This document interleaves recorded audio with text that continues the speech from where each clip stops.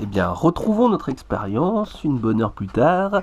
Alors, on voit que les glaçons ne sont pas encore fondus entièrement dans la passoire. Par contre, ici, dans le verre de lait, eh bien, les glaçons ont fondu. Et si on regarde maintenant le trait que j'avais tracé tout à l'heure en vert, eh bien, on voit qu'il n'a pas, le niveau du lait et de l'eau n'a pas du tout bougé, il est resté rigoureusement le même.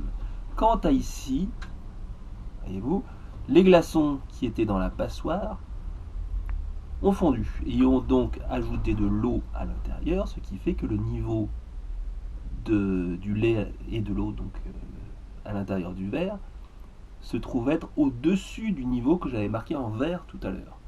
Donc là, notre expérience montre une chose assez claire.